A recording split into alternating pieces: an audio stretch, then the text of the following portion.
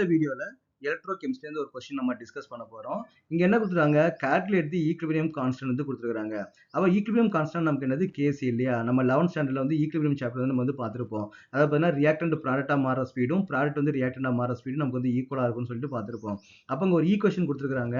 இந்த ஈக்குவேஷன் நமக்கு வந்து ஈக்விலிபிரியம் கான்ஸ்டன்ட் நமக்கு வந்து என்ன இருக்கும்னு சொல்லி கேட்டுருக்காங்க. அப்ப நமக்கு இங்க என்ன நடக்குது? இங்க காப்பர் வந்து நமக்கு என்னதான் மாறுது பார்த்தீங்கன்னா காப்பர் 2+ நமக்கு வந்து மாறுது இல்லையா? அப்ப நம்ம இப்படி எழுதிக்கலாம். ஓகேவா? அப்போ காப்பர் வந்து நமக்கு வந்து 2+ வந்து மாறுது. Ag+ வந்து நமக்கு வந்து Ag வந்து நமக்கு வந்து மாறுது. அப்போ ஈக்விலிபிரியம் நமக்கு என்ன மீனிங்? காப்பர் வந்து காப்பர் 2+ மாறுற ஸ்பீடும் காப்பர் 2+ காப்பரா மாறுற ஸ்பீடும் நமக்கு வந்து எப்படி இருக்கும்னா ஈக்குவலா வந்து இருக்கணும். அதே மாதிரி Ag வந்து Ag+ வந்து Ag மாறுற ஸ்பீடும் Ag வந்து Ag+ மாறுற ஸ்பீடும் நமக்கு வந்து ஈக்குவலா வந்து நமக்கு வந்து இருக்கணும்னு சொல்லியிருக்காங்க. அதான் நமக்கு வந்து ஈக்விலிபிரியம் இல்லையா? அப்போ நமக்கு என்ன பண்ணணும், எப்பவுமே நமக்கு என்ன பண்ணுவோம், ஒரு பேட்டரியில இதை ஒரு ஆஃப் சைடு எடுத்துப்போம், இது ஒரு ஆஃப் சைடு நம்ம வந்து எடுத்துப்போம் இல்லையா? அப்போ நமக்கு என்ன, இங்க ஒரு எலக்ட்ரோட்ஸ் இருக்கும், இங்க ஒரு எலக்ட்ரோட்ஸ் வந்து இருக்கும், பிளஸ் நமக்கு வந்து இங்க எலக்ட்ரோலைட்டும் நமக்கு வந்து இருக்கும். அப்போ நம்ம வந்து சால்ட் பிரிட்ஜ் நம்ம வந்து யூஸ் பண்ணுவோம் இல்லையா? அங்க நம்ம சால்ட் பிரிட்ஜ் நம்ம வந்து யூஸ் பண்ணுவோம். அப்போ இங்க ஒரு மெட்டல் இருக்கும்போது ஒரு சைடுல இருந்து நமக்கு வந்து எலக்ட்ரான்ஸ் வந்து போகணும், இன்னொரு சைடுல இருந்து நமக்கு வந்து எலக்ட்ரான்ஸ் வந்து நமக்கு வந்து வரணும் இல்லையா? அப்ப அங்க வந்து பாத்தீங்கன்னா ஒரு சைடுல எலக்ட்ரான்ஸ் வந்து இங்க போகணும், ஒரு சைடுல இருந்து நமக்கு வந்து வரணும். அப்ப ஈக்விலிபிரியம் நமக்கு என்ன அர்த்தம்? இங்க இருந்து இங்க எலக்ட்ரான் போற ஸ்பீடும் இங்க இருந்து இங்க எலக்ட்ரான் வர ஸ்பீடும் நமக்கு வந்து ஈக்குவலா இருக்கணும். தட் இஸ் கால்ட் ஈக்விலிபிரியம் இல்லையா? அப்ப ரெண்டு சைடுல இருந்தும் இங்க இருந்து எலக்ட்ரான் போற ஸ்பீடும் அங்க இருந்து எலக்ட்ரான் வர ஸ்பீடும் ஈக்குவலா இருந்துச்சுன்னா அப்ப அங்க கரண்டே நமக்கு வந்து ப்ரொடியூஸ் ஆகாது. ஏன்னா எப்பவுமே என்ன பண்ணும், எலக்ட்ரான்ஸ் ஒரு இடத்துல இருந்து இன்னொரு இடத்துக்கு மூவ் ஆகணும். அப்பதான் நமக்கு வந்து ஆப்போசிட்ல வந்து நமக்கு கரண்ட் பாஸ் ஆகும். ரெண்டு பக்கமும் ஈக்குவல் சைடா மூவ் ஆச்சு அப்படின்னா அப்ப கரண்ட் ரெண்டும் ஆப்போசிட் டைரக்ஷன்ல நமக்கு வந்து கேன்சல் ஆயிடும். அப்ப ஈக்விலிபிரியத்தில் நமக்கு என்ன ஆகும் பாத்தீங்கன்னா நமக்கு வந்து எந்த ஒரு வோல்டேஜுமே கிடைக்காது. அப்ப என்ன மீனிங் அப்படின்னு பாத்தீங்கன்னா ஈ செல் வந்து நமக்கு என்ன ஆயிடும், ஜீரோவா ஆயிடும். அப்ப ஈ செல் நமக்கு என்ன ஆயிடுது, ஜீரோ ஆயிடுது. அப்ப நம்ம நென்ஸ் ஈக்குவேஷன் நம்ம வந்து அப்ளை பண்ணுவோம். நென்ஸ் ஈக்குவேஷன் நம்ம என்ன அப்ளை பண்ணுவோம், ஈ செல் which is equal to E naught cell minus 2.303 RT divided by NF log of என்ன சொல்லுவோம், product concentration divide by reactant concentration சொல்லுவோம் இல்லையா?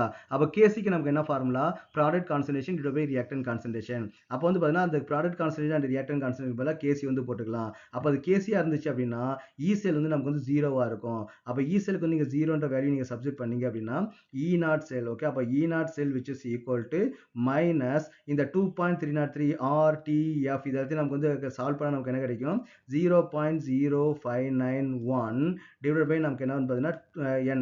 என்னங்கிட்ட இருந்து இங்க எத்தனை எலக்ட்ரான் நமக்கு வந்து ட்ரான்ஸ்ஃபர் ஆகுது, 2 எலக்ட்ரான் வந்து நமக்கு ட்ரான்ஸ்ஃபர் ஆகுது. அப்ப 2, அப்ப நமக்கு என்ன log of kc. அப்ப நம்ம இதுல இருந்து நம்ம என்ன பண்ணிடலாம், log kc யோட வேல்யூ நமக்கு வந்து கண்டுபிடிச்சிடலாம். ஓகேவா? அப்ப E நாட் செல் நமக்கு என்ன வந்து பிளஸ்ஸா வந்து மாறிடும். Okay, E naught cell which is equal to 2.3 divided by 2 log of kc வந்து நமக்கு வந்து கிடைச்சிடும். அப்ப E நாட் செல்லோட வேல்யூ வந்து கொடுத்துருக்காங்க. What is the value of E naught cell? E naught cell வந்து பார்த்தீங்கன்னா 0.46 which is equal to 0.02 1 வருது இல்லையா, 955 வந்து நமக்கு வந்து வரும். 55 log kc வந்து நமக்கு வந்து கிடைக்குது. அப்ப log kc, அப்ப what is the log kc? அப்ப log kc which is equal to 0.46 divided by 0.02955. Okay, so அப்போ இது நமக்கு வந்து டிவைட் பண்ண நமக்கு வந்து என்ன வேல்யூ கிடைக்கும்,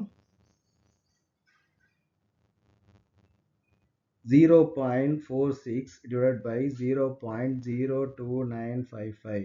அப்போ நம்ம என்ன 15 வந்து கிடைக்குது. அப்போ 15.56. அப்போ என்ன, what is the kc? அப்போ kc which is equal to anti-log of 15.56. is it correct? அப்போ என்ன பண்ணோம், 15.56 நம்ம வந்து anti-log வந்து பார்க்கணும். அப்போ நமக்கு ஆன்டிலாக் ஆஃப் 56 நமக்கு என்ன கிடைக்குதுன்னு பார்த்தீங்கன்னா 3.55 வந்து வருது. 3.55 into 10 to the power of என்ன வந்து 15 வந்து வரும். அப்போ இந்த ஹோல் நம்பர் என்ன ஆகிடும், 10 to the power வந்து போயிடும். அப்போ இதான் நமக்கு வந்து கேசி வேல்யூ.